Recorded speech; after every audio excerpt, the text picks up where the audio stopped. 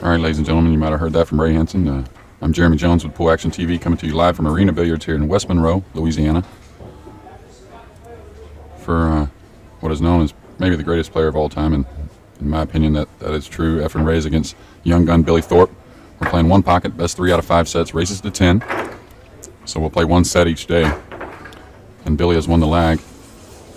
You wouldn't think it means so much in a race to 10, but just starting off the set, getting the first break, it's some comfort.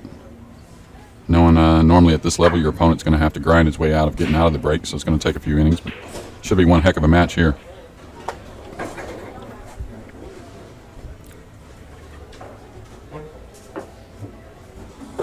And Billy set to break. He's going to break to the lower right.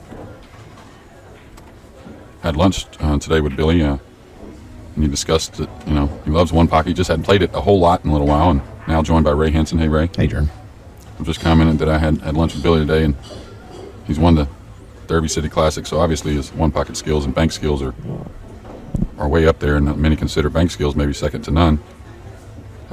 But he just hasn't played a ton of it lately. But he's been playing a lot of rotation pools, so in my opinion, through the years, when you've been playing a lot of rotation, you're usually going to be in stroke playing one pocket. Well, he did just come off of the U.S. Open one-pocket tournament. He did a nice finish in, and also just playing in the banks out in Las Vegas. I think Efren might have gotten away with not giving up the 11 here, and if he didn't, he's definitely giving up an easy shot. Now he wants to. He did give up the 11. I think he wanted to hit the 11 on the kick, and so that was the problem. He went by the 11. He's giving up an early, easy starter for Billy Thorpe.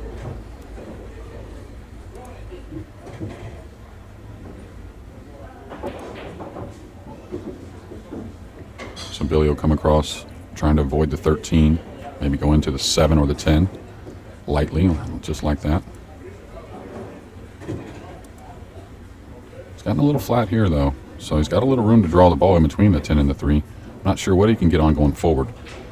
He could come out for a 7-10 bank. Now, that's what I would look at, if especially being Billy Thorpe as good as he banks. If the 4 is going to clear open the bank on the 7, and then you can see there's plenty of balls to get position on.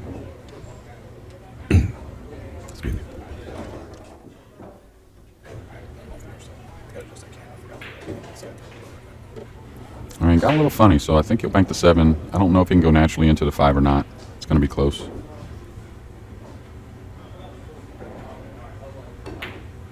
Okay, he just went ahead and decided, watch out for the cue ball. Ooh. Jeremy, I've already got to step away for a second. I'll be right back. I'll make a quick adjustment here.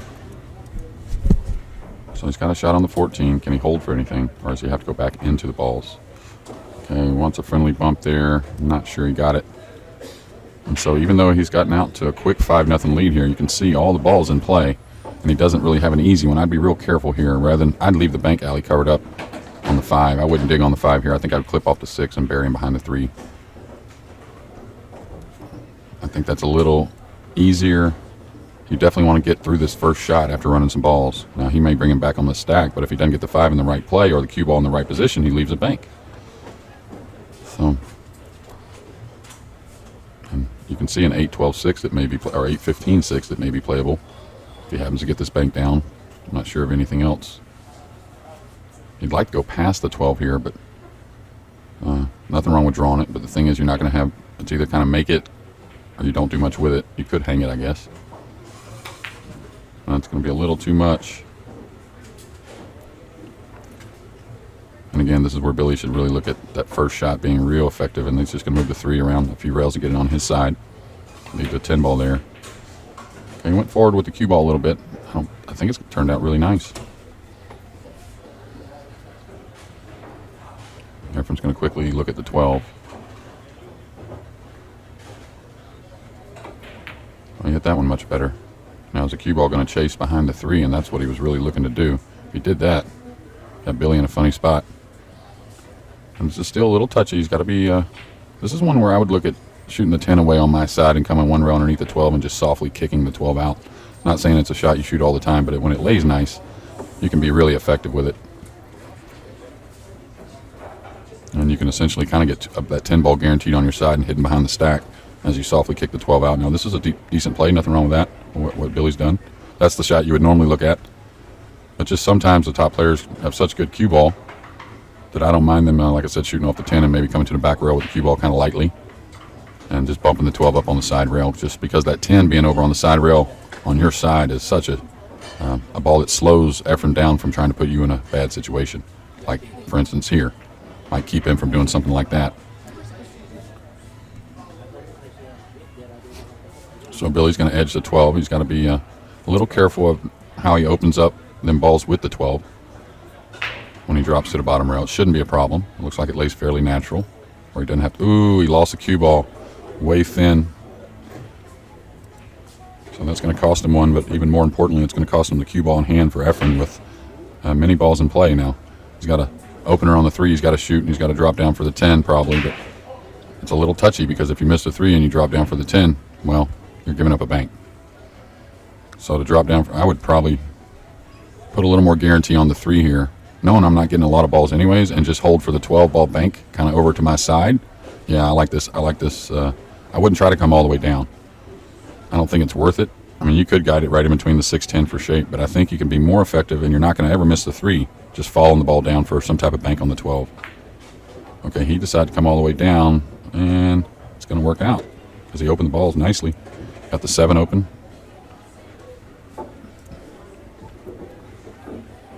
These guys asked about if we're playing New Orleans rules, and I had to remind them we're up here in the Bible Belt. We're a long ways from Buffalo's. So there would be 1 foot on the floor. And if he got a little angle here, just a little bit to go up into that 13, he would have liked to have had a lot of angle on that 7, but even just a little bit, and I'm looking right down the barrel, it's really straight. So he's going to be a little upset about that because he could have ran out. He could have used the 13 to open the balls up, not only getting a shot on the 6, but opened the 15 and all that. So he's got to be a little careful here. He needs to draw his ball a little bit for some type of play on the 12 or the 13-6 and put him in the stack, something like that.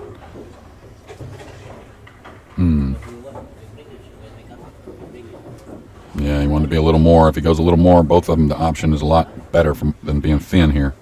And this is where you got to be careful if you're Efren. If you can't bury the cue ball, the 2-railer isn't really worth it. I like him doing something like this, looking at the 8-3 rail, something to where he's really containing the cue ball. All right, he might have made that one. He's going to be upset about the speed, though. He knows the 8 being on the back rail is not useless to him, but not near as effective as on the side rail. And he didn't really stick the cue ball either. He's giving up a bank on the 15 that offers really a win as far as shape's concerned.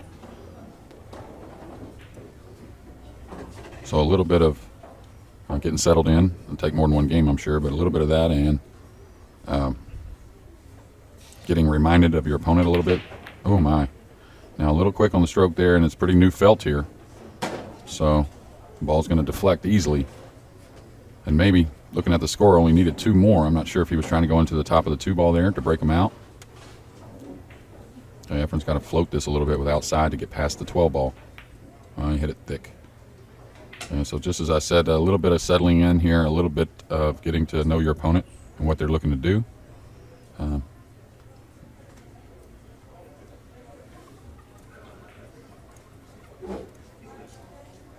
I think Billy is supposed to bet on making this bank here. Thing is, he has to roll it, and I'm not sure he can do anything with it. If he could elevate and come up into the edge of the 2, that would be really... Oh, he could hold for the 12, for the 6, I think. So he's not in a great position with the 13. He can maybe hit it in softly and hold on top of the 8. Got to be careful, a little double kiss here. Don't let the cue ball follow in. Okay. But again, he knows that until these balls are more out of play, he's certainly not out of the woods. 6-4. Now Efren's got to be... I wouldn't move any of these. I think they're sitting nice. I would just fool with the 5 somehow, and I don't think kicking it is either laying on top of it. All right, he is going to kick it. He held it really nice, and he put the 5 probably in a funny spot. He did. Billy's got to be really careful here. So soft kick on the 8 initially is all I really see that I like. Just hold there. I mean, if he wants to 1-rail the 5 on you, that's okay. He could mess with the 5 and moving the 6 over towards his pocket too, but where's the cue ball going? Could draw into the 6 and try to bank the 5 into the 8 and kind of move balls around a little bit. He'd have to draw on the cue ball, though, to make sure he doesn't get some type of kiss.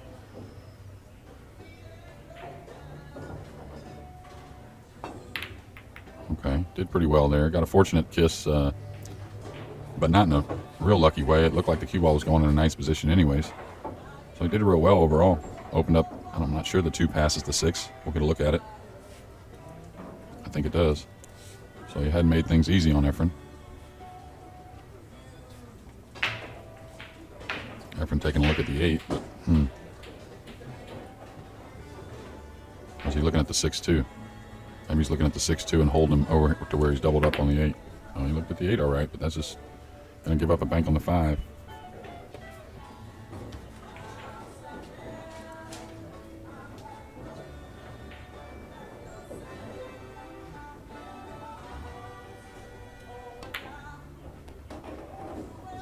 I think he might have went a little far with the cue ball. It's close. Billy needs one. Now he's got a shot on the 6 to end game 1.